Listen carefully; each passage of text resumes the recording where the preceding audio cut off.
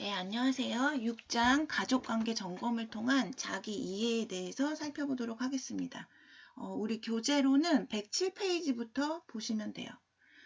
이 6장의 내용도 두 부분으로 나누어서 이제 녹음을 할 거고, 지금은 이제 첫 번째 내용, 그럼 우리 6장에서는 어떤 내용들을 살펴보게 되는지 먼저 목차부터 보시면, 첫 번째는 이제 부모하고의 관계 점검을 통해서 이제 나를 이해하는 그런 시간을 가져볼 거예요. 그래서 기본적으로 이제 부모-자녀 관계는 어떤지, 또 부모-자녀 관계는 어떠한 요인에 의해서 갈등이 제기되는지, 그리고 그러한 부모-자녀 관계를 통해서 조금 더 이제 나를 이해해보는 그런 이제 내용을 다루게 될 거고요. 두 번째 내용은 형제 관계 점검을 통한 자기 이해입니다. 물론 요즘은 이제 소자녀화가 되다 보니까 형제 자매가 없는 경우도 많죠. 하지만 이제 뭐 그런 경우도 있기 때문에 또 형제 관계를 통해서 또 나를 이해해 보는 시간. 그래서 아까 구성은 똑같아요. 일단 형제 관계도 무엇인지 그 특성에 대해서 알아야 되는 거고, 형제 관계 속에서 어떠한 요인에 의해서 갈등이 제기되는지, 그리고 그러한 형제 관계를 통해서 이제 나를 이해해 보는 그런 내용으로 구성이 됩니다. 그리고 세 번째는 이제 총체적으로 가족관계 점검을 통한 이제 자기 이해. 우리가 이제 가족 안에 부모가 있고 형제가 있고 이렇긴 하지만 이제 이 모두를 아우러서 가족이라고 하죠. 그래서 가족 관계를 통해서 이제 나를 이해하는 시간, 그래서 가족 관계가 무엇인지 기본적인 특성, 그리고 그런 관계를 통해서 나를 이해해보는 그런 시간. 그래서 첫 번째 파일에서는 이 중에 이제 첫 번째 내용, 부모와의 관계 점검을 통한 자기 이해를 다루시게 될 겁니다. 그럼 이제 먼저 부모하고의 관계를 점검을 통해서 이제 나를 이해해 보기 위해서 일단 이제 그 부모하고 속해져 있는 가족에 관한 그 개념을 조금 먼저 아실 필요가 있죠. 일단 우리가 태어나자마자 처음 접하게 되는 인간관계, 1차적인 인간관계는 바로 이제 부모하고의 관계. 그 부모하고 관계 속에서 형성된 가족이죠. 그래서 이 가족이라고 하는 것은 우리 인간한테 처음으로 부여된 이제 사회 집단이라고 볼 수 있고, 또 그런 관계 속에서 여러 가지 사회적인 기술을 배우고 익혀서 이제 이 사회화가 되어가는 그런 그 관계이자 최초의 대상이라고 볼 수 있어요. 그래서 이 가족 관계는 우리 인간이 처음 접하게 된 인간 관계. 그래서 이런 이제 가족 관계를 잘 점검하고 이해하는 거는 궁극적으로 내가 원만한 인간 관계를 맺기 위해서 반드시 필요한 그런 이제 요소라고 할 수 있다는 것입니다. 그럼 이 가족 관계에서 먼저 부모하고의 이제 관계, 부모-자녀 관계에 관해서 이제 살펴보실 텐데요. 지금 이 이제 얘기는 프로이트가 그 얘기한 거예요. 그 학자들도 우리 인간의 발달을 놓고 초기 경험이 되게 중요하다 이렇게 강조한 학자가 있고요. 또 아니다, 후기 경험이 더 중요하다 이렇게 이제 또 강조한 학자들이 있어요. 근데 프로이트 같은 경우는 우리 인간의 그 발달 과정에서 초기 경험, 특히 이제 부모 자녀하고의 생애 초기의 경험을 굉장히 강조한 학자라고 볼 수가 있는데, 그 프로이트가 이제 한 얘기죠. 6세까지의 중요한 사람, 뭐 이제 의미 있는 타인, 의미 있는 타자라고도 표현해요. 특히 이제 부모가 결국 이 부모에 대한 초기 행동 양식이 결국 우리 인간이 성장을 해서 성인 생활에서 타인에게 옮겨져 가지고 이제 긍정적으로 작용할 수도 있고 부정적으로 작용할 수 있다라고 주장을 한 거예요. 그러니까 프로이트는 우리 인간이 발달하는 데 있어서 생애 초기의 경험이 굉장히 중요한데, 그 중에서도 특히 부모하고의 상호작용 속에서 형성된 그런 행동 양식, 전반적인 뭐 생활 습관, 이런 것들이 결국에는 내가 이제 다른 사람하고의 관계를 맺는 것에 영향을 미치게 된다는 거예요.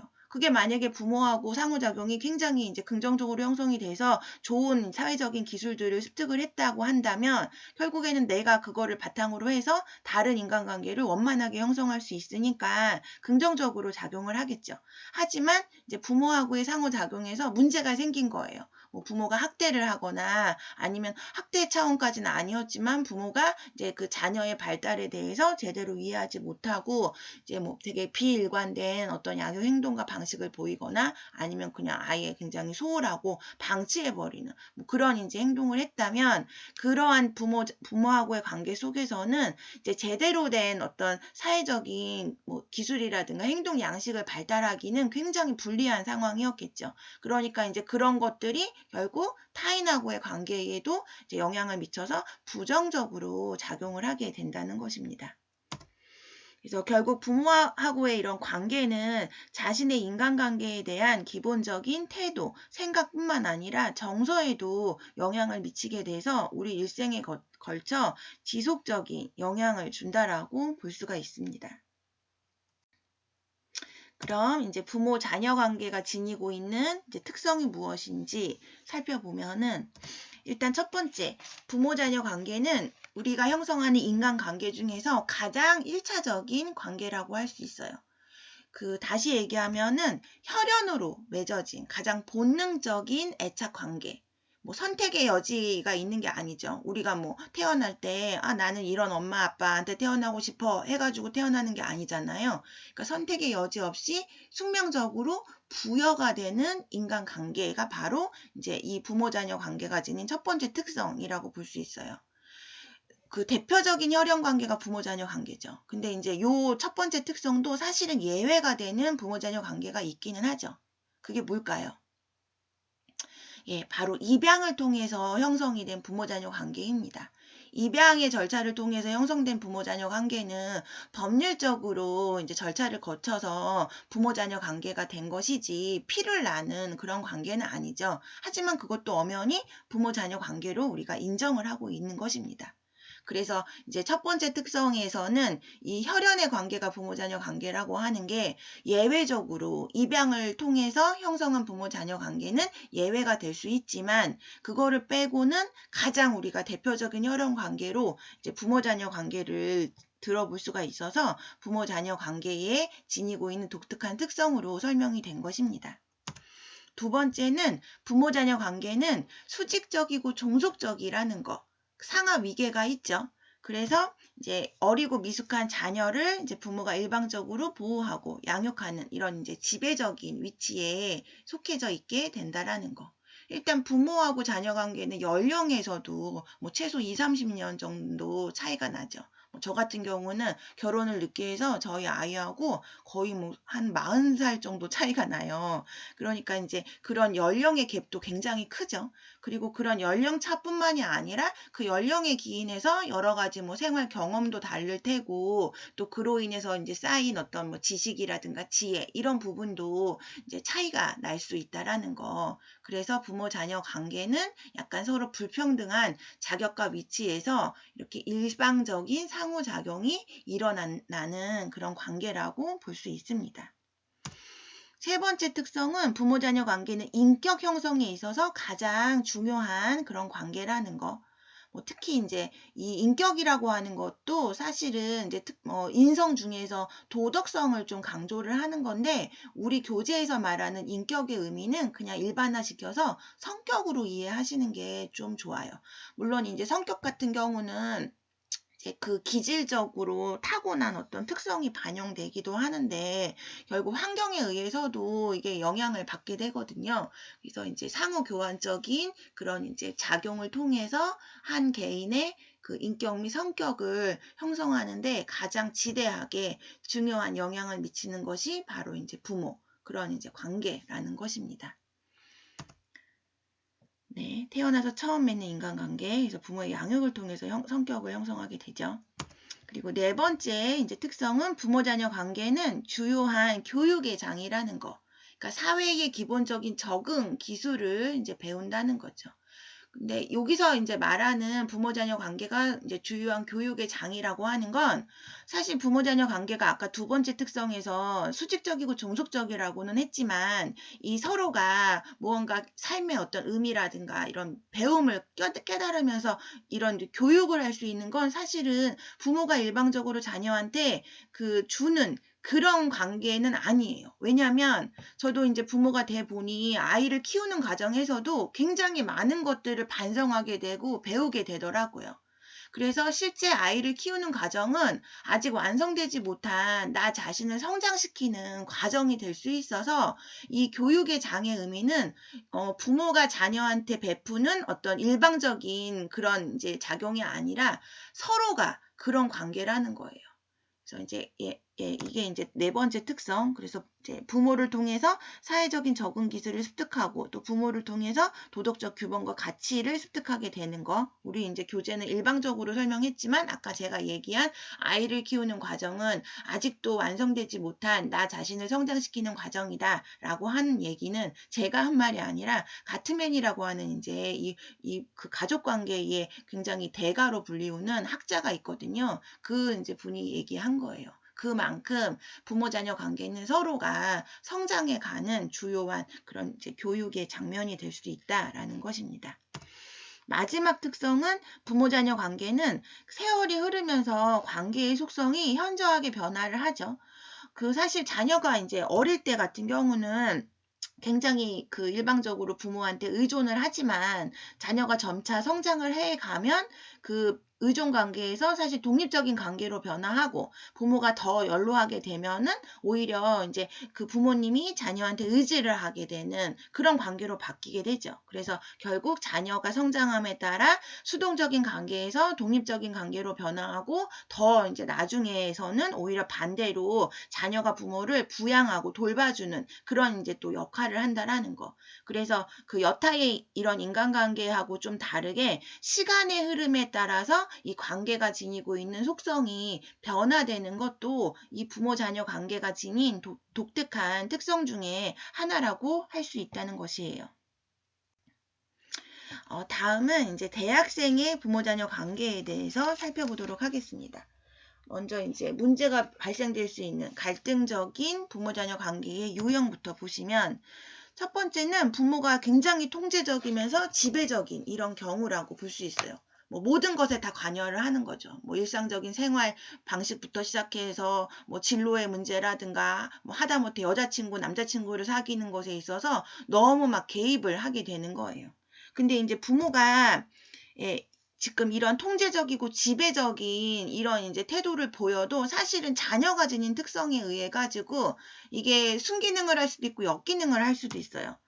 근데 이제 사실상 이렇게 부모가 너무 막 지배적이고 통제적인 역할을 하면은 자녀가 이 대학생 시기는 바로 이제 청년 후기에 해당이 되는 건데 이제 그때가 되면은 나에 대한 탐구가 활발히 이루어지면서 어느 정도 이제 부모로부터 좀 독립을 해서 자율성과 독립성을 더 많이 확고히 견고히 다져야 되는 그런 시기인데 부모가 이런 식으로 너무 강압적이고 이렇게 일방적이고 통제적이고 무언가 자녀를 자기 뜻대로 지배를 하려고 한다면 이런 자녀의 정체감 형성이라든가 심리적인 독립과 같은 발달 가업성 에 굉장한 지장을 초래하겠죠. 그리고 자녀가 획득해야 되는 자율성도 제대로 발달을 못할 수가 있다라는 것.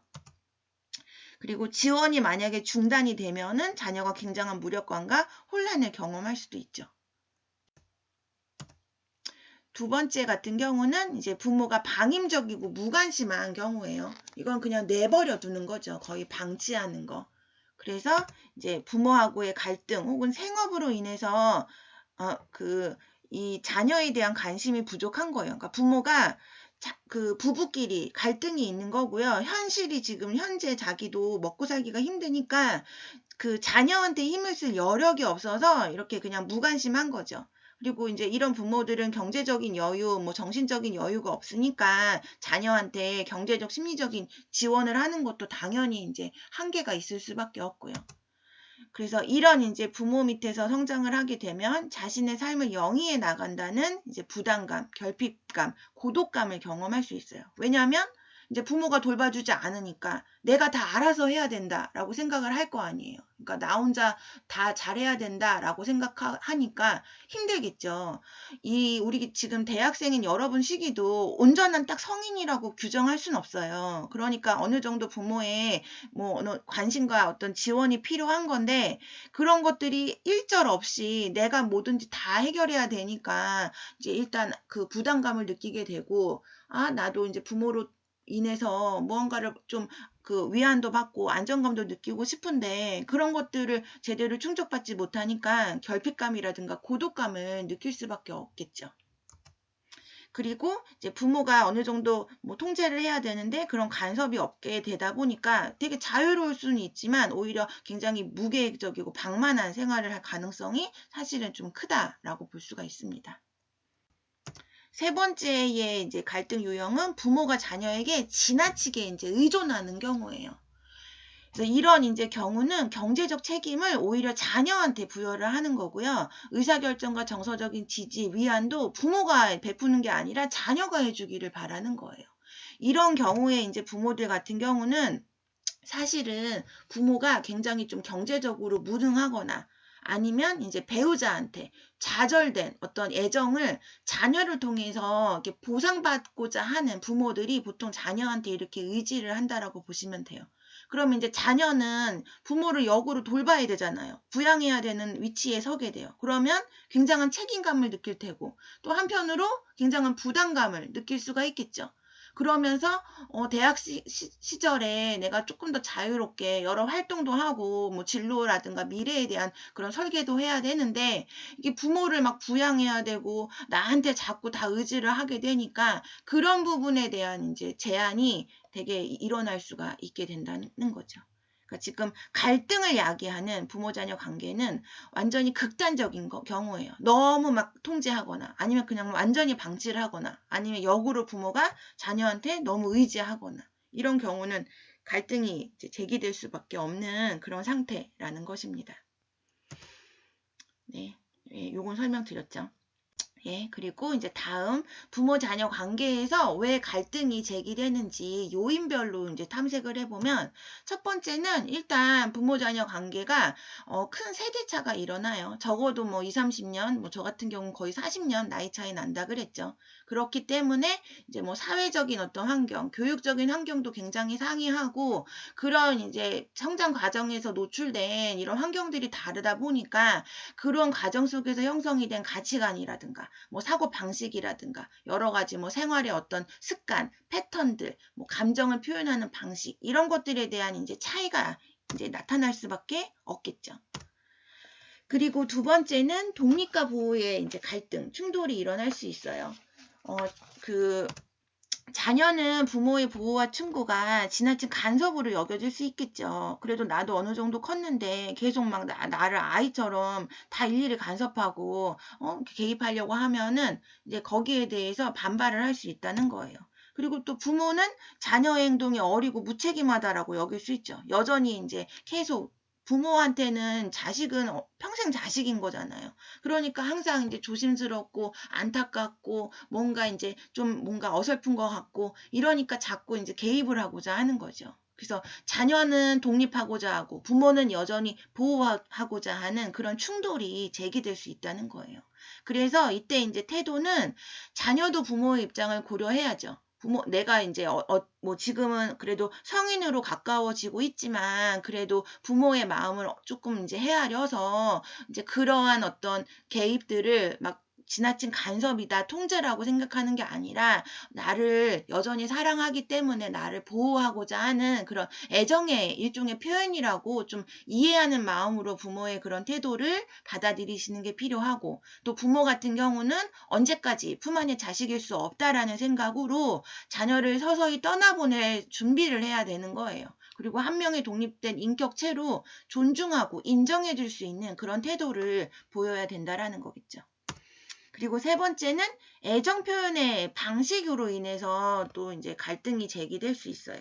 이거는 뭐 애정을 표현하는 방식은 개개인마다 차이가 있죠. 부모님들도 마찬가지예요. 어떤 부모는 지나치게 간섭하고 통제하는 게 사랑이라고 생각해서 그렇게 표현하는 것도 있고 또 어떤 부모들은 그냥 자녀가 원하는 대로 내가 허용하는 게 이게 사랑이다라고 해서 그렇게 뭐 할 수도 있겠죠. 근데 이제 자녀가 받아들이는 입장에서 과연 통제가 사랑일까? 그냥 과연 나를 내버려 두는 게 사랑일까? 라는 것에 대해서 뭐 이제 자기가 불만이 생길 수도 있으니까 그런 부분에 대한 갈등이 제기될 수 있다는 거예요. 그래서 기대와 욕구에 관계없이 부모의 과도한 간섭, 애정, 허용으로 이제 방식과 그 세대 간의 이제 차이, 기대, 서로 세대가 다르니까 기대에 대한 이제 차이도 발생을 해서 갈등이 제기될 수 있다는 것이에요.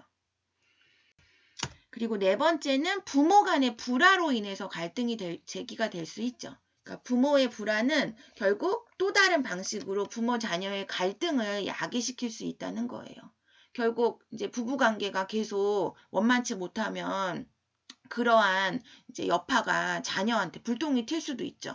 그래서 이제 그 자녀는 부모의 불화로 인해서 애정에 대한 뭐 결핍감도 느낄 수 있을 테고, 항상 막 우리 부모님이 사이가 안 좋고 다투시니까 불안감도 느낄 테고, 그리고 뭐 일종의 분노감도 느끼겠죠. 만약에 뭐 예를 들어서 부부싸움을 하고 엄마가 막 나한테 별거 아닌 일인 것 같은데 자꾸 나한테 그 일을 자꾸 꼬투리를 잡아가지고 나를 막 나무라고 이러면은 괜히 왜 나한테 신경질을 부리실까라는 생각을 가질 수도 있죠. 그럼 이제 분노감을 느낄 수도 있다는 거예요.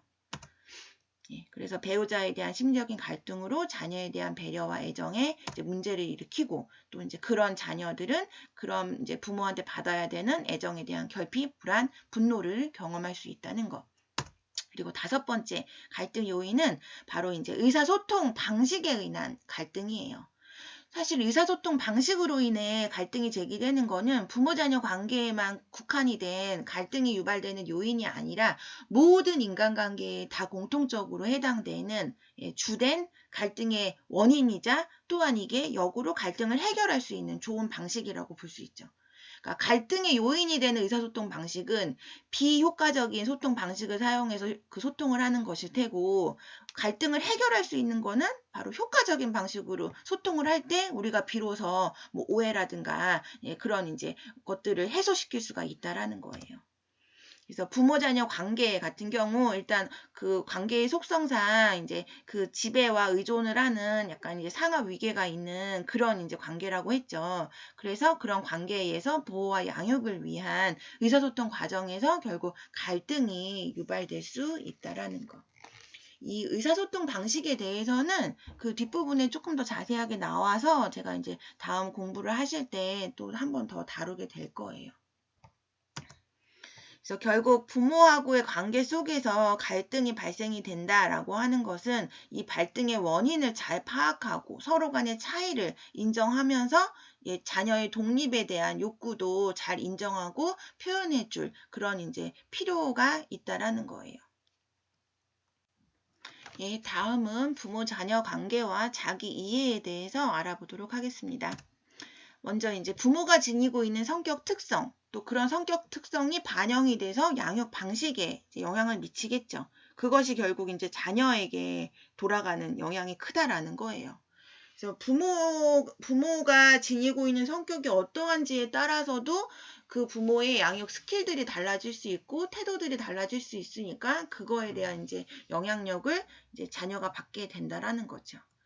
그리고 또 자녀가 지닌 특성하고 부모의 양육 방식이 서로 이제 상호작용을 해서 역동적인 관계를 형성할 수도 있어요. 특히 이제 자녀의 기질의 문제는 그 자녀가 어린 시기, 영아기나 유아기 때에 정말 전적으로 영향을 미친다라고 볼 수가 있는데, 보통 이제 우리가 그 아이의 기질을 세 가지로 나눠요. 이렇게 순한 기질, 까다로운 기질, 반응이 느린 기질. 순한 기질 같은 경우는 말 그대로 굉장히 순한 아기들, 잘 자고 먹고 뭐 울면은 잘 달래지고 환경이 변화에도 잘 적응하고, 정말 이제 양육자 입장에서는 그 케어하기가 정말 수월한 착한 아기들, 그런 아기들이 이제 순한 기질.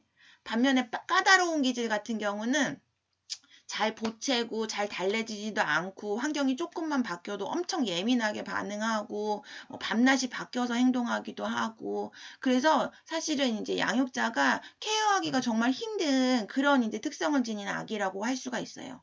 그리고 세 번째 이제 기질의 특성으로는 반응이 느린 그런 기질을 갖고 있는 아기들도 있어요. 이건 이제 말 그대로 모든 것들이 다 느린 거예요. 뭐 이제 어떤 자극이 가해도 거기에 반응하는 속도가 굉장히 느리고, 뭐 어떤 뭐 장난감을 사주겠다라고 제안을 하더라도 섣불리 못 고르죠. 계속 만졌다가 놨다가 만졌다가 놨다가. 그럼 이제 만약에 성격이 급한 엄마나 아빠가 그걸 보면 완전히 속 터지겠죠. 그런 이제 기질이 반응이 느린 기질이에요. 근데 우리가 이제 아기하고 원만한 관계를 형성하려면 아까 이제 말한 순한 기질을 갖고 있는 아기 하고의 이제 관계가 제일 좀 유리하겠죠. 양육자 뭐 그렇게 힘들게 안 하고 그냥 착하고 순하고 막 순둥이잖아요. 근데 사실은 자녀의 기질의 유형은 중요한 게 아니에요. 더 중요한 거는 부모가 내 아기의 기질이 까다로운 앤지, 반응이 느린 앤지, 순한 기질을 갖고 있는 앤지를 잘 파악해서 거기에 적절한 양육 반응, 양육 행동과 태도를 보이면 사실은 자녀 기질이 어떤 종류인지 상관없이 원만한 관계를 형성할 수 있어요. 근데 문제는 양육자가 이해를 제대로 못하는 거죠.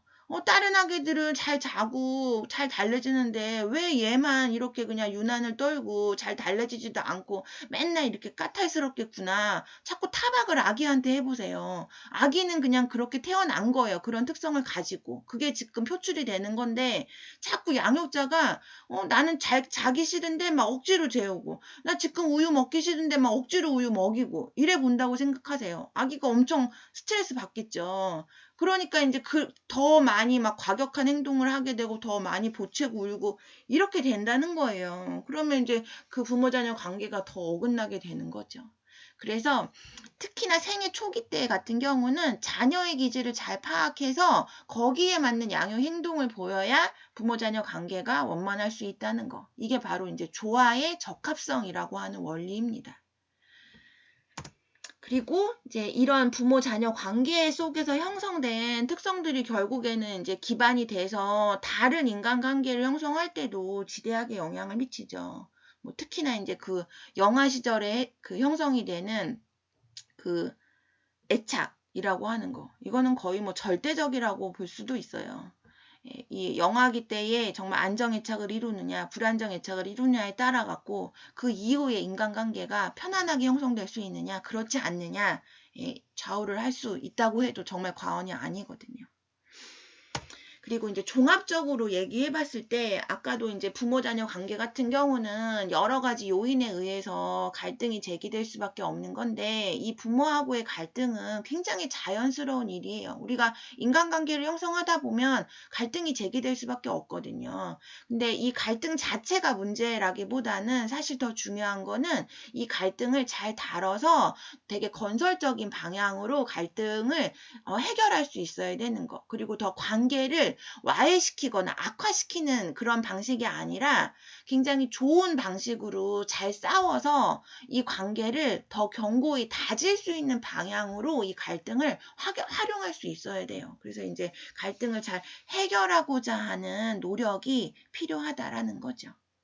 그래서 뭐 여러분들 중에도 부모하고의 관계가 원만한 사람들이 있을 테고 그렇지 않은 사람이 이제 있을 수 있겠죠. 근데 그렇다고 해서 계속적으로 마음이 불편해가지고 불행하게 뭐 살아가는 게 아니라 여러분들 스스로가 마음도 좀 이렇게 전환시킬 필요가 있어요. 뭐 예를 들어서 내가 부모한테 자꾸 불만을 갖는 게 아니라 부모를 이해해 보려고 노력을 하실 필요가 있죠.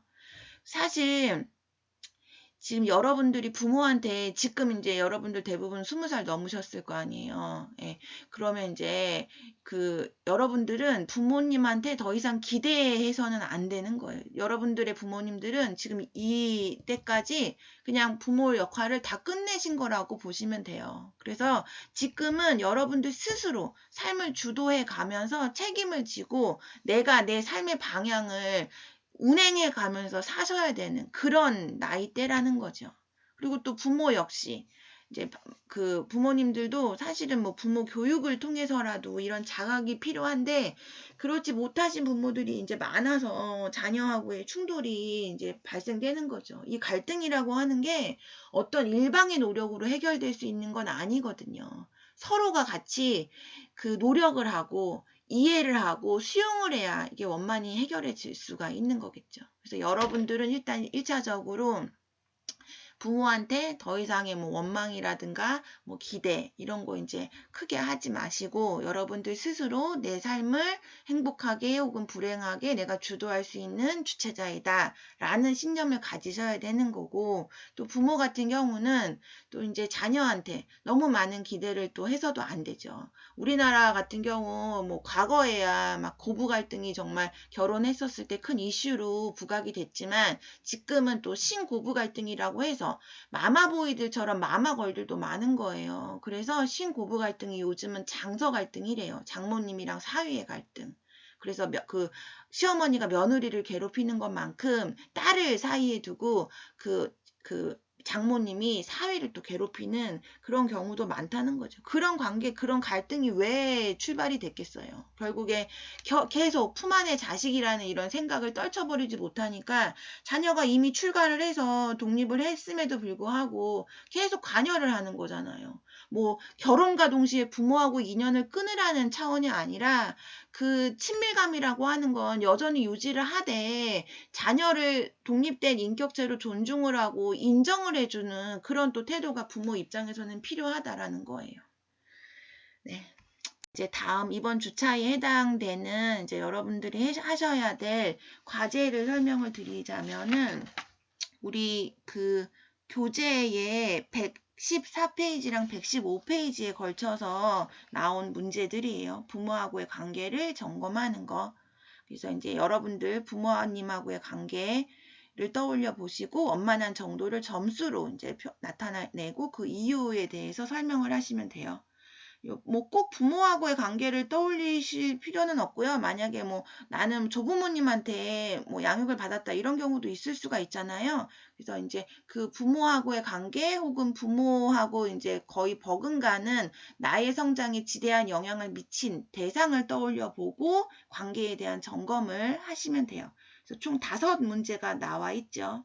그래서 각 문제당 최소 5줄 이상씩 작성을 하셔서 제출 기한 내에 제출을 하시면 이제 출석으로 인정이 됩니다. 그럼 첫 번째 파일 설명 이것으로 마치도록 하겠습니다.